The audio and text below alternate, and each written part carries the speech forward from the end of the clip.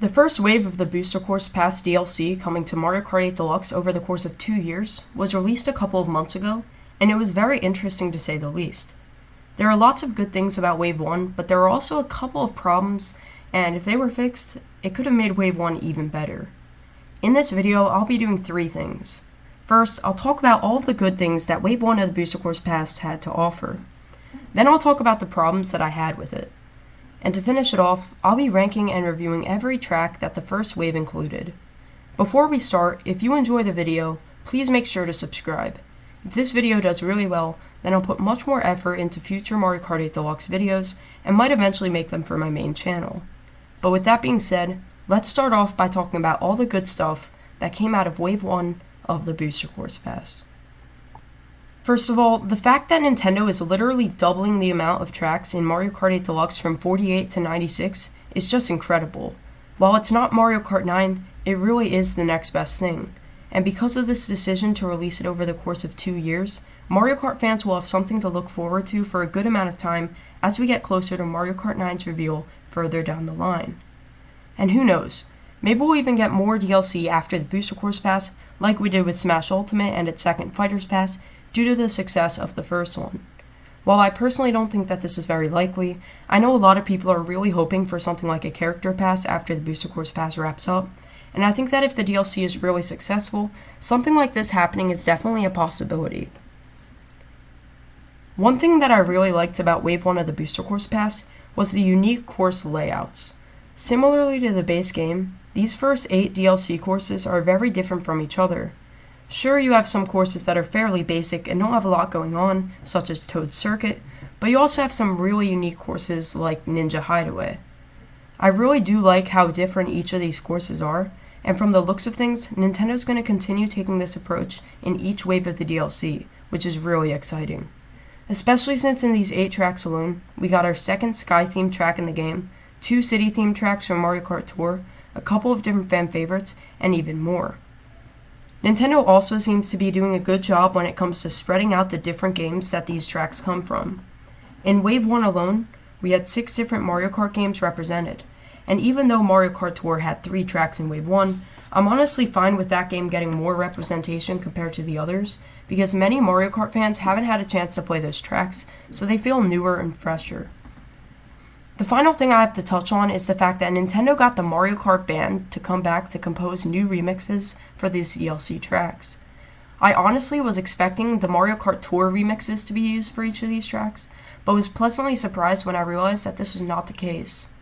Mario Kart 8 Deluxe has the best soundtrack of any video game ever, in my opinion, and with 40 more soundtracks coming with this amazing quality, I'm really excited to see some of the best Mario Kart music of all time coming to this game. Nintendo could have easily gone the easy route here, but instead they created new remixes for all of these tracks, and they sound incredible. And because of Nintendo's decision to do this, a few of the Wave 1 tracks might hold some of the best music in the game, along with courses like Dolphin Shoals and Mount Wario. My only wish is that Nintendo put this level of care into some of the other problems that many people have been having with the Booster Course Pass so far, so it's time to talk about that. I only really have 2 problems with the Booster Course Pass and what we've seen of it so far, but both of them are pretty big issues. The first one is something you've probably heard of enough by now, so I'll do my best to not talk about it for more than a few minutes. The overall quality of Wave 1 is really bad. In the base game, every single texture looks complete. The trees are detailed, the grass is detailed, things look realistic while still feeling like Mario Kart. Personally, I think this style is perfect for this game, and I actually think that Mario Kart 8 Deluxe is one of the best looking games on the Switch. Everything looks visually appealing, but with the arrival of Wave 1 of the Booster Course Pass, that's no longer the case. I was really surprised to see the Mario Kart 8 Deluxe team adopt Mario Kart Tour's graphics for the Booster Course Pass. Considering the fact that this is one of Nintendo's best-selling games of all time, you'd think that Nintendo would put in the extra effort to keep the DLC's visuals consistent with the base game. It's not really that the less detailed art style is inherently bad, but when the base game looks this good, and fans have been waiting for a new Mario Kart for 5 whole years, it feels kind of insulting to not put in just a little bit more effort to make the game as good as possible. It just feels wrong to compare a track like Sky Garden to Cloud Top Cruise. Both of them are really solid and unique sky-themed levels, but they feel like they're from different games because of the quality. And there are far worse looking levels than Sky Garden.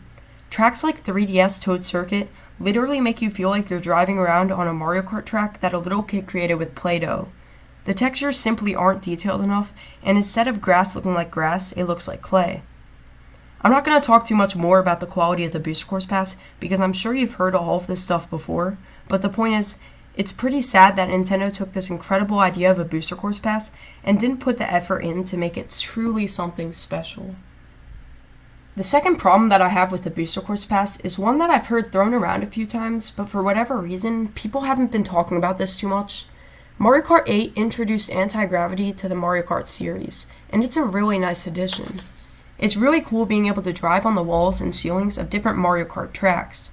And this was not made to be a small feature. Anti-gravity sections can be found in over 30 of the 48 tracks in the base game, and while they appeared less frequently in retro tracks, they were still added in when possible. And I don't think that whether or not it was possible in some of these Wave 1 tracks is even a question.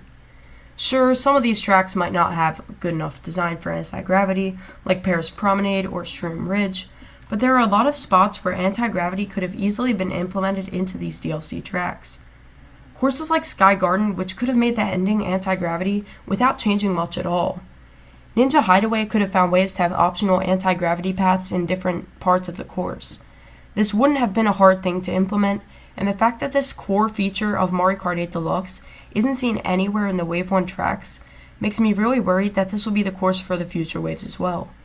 I want the Booster Course Pass to feel like Mario Kart 8 DLC, and not some spin-off title in the Mario Kart series.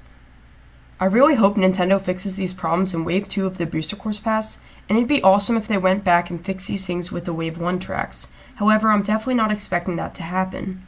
These problems don't come close to ruining the Booster Course Pass for me, but there are definitely issues that are worth addressing. With all of that being said, let's move into my in-depth review and ranking of every track in Wave 1. For the final section of this video, I'm going to be ranking each of the Wave 1 tracks and giving my in-depth thoughts on each one individually. My ranking will be based on the following factors: whether or not the course is fun to play, the track's music and how fitting it is, how good and faithful each remake is, the course's layout and shortcuts, the course's difficulty, and the overall quality of the course. So with that being said, let's dive into the ranking.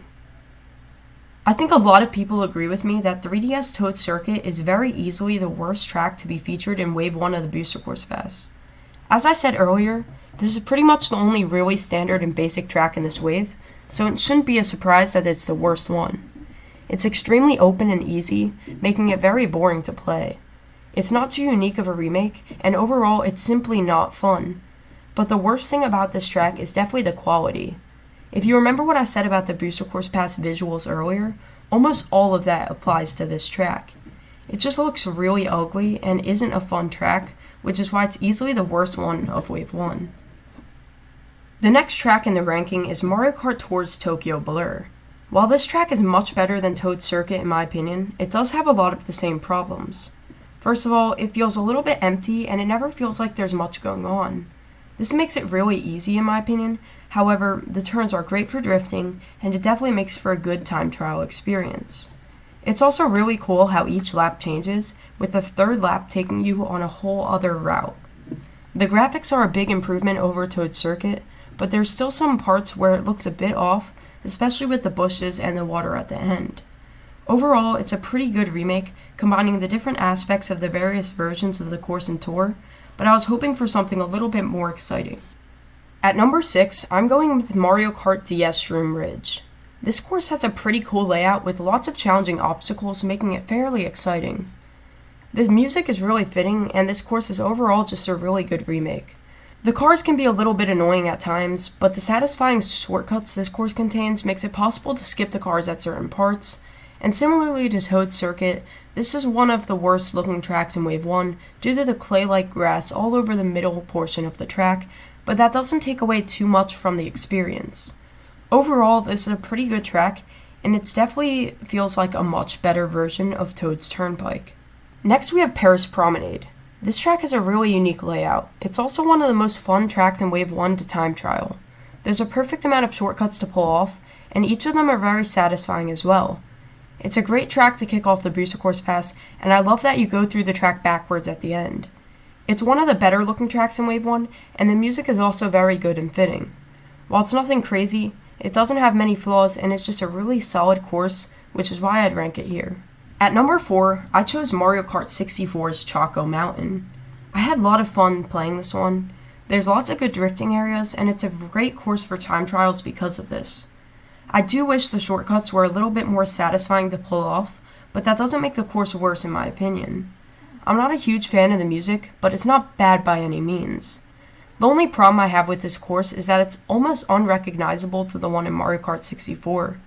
It would have been cool if it was a little bit more faithful to the original, but overall this is a pretty fun course to drive on. In third place is Sky Garden. This one might seem a little too high, but I really enjoy it. There are lots of good drifting areas, making it a really good course for time trials. It also makes for a great track to play online because of the various shortcuts. And this track looks beautiful compared to the GBA version.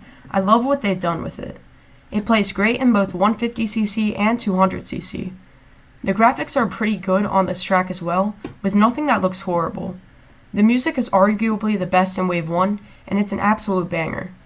I wish there were a few more obstacles on this track because the easy nature makes it easier to focus on the turns and shortcuts, but that's not a bad thing. It's a faithful remake, but enhances the original very well. In second place, I have one of the biggest fan favorites in the series, being Mario Kart Wii's Coconut Mall. This course is a blast. It's a decent challenge to finish off the first cup, and there are a couple of fun shortcuts you can pull off.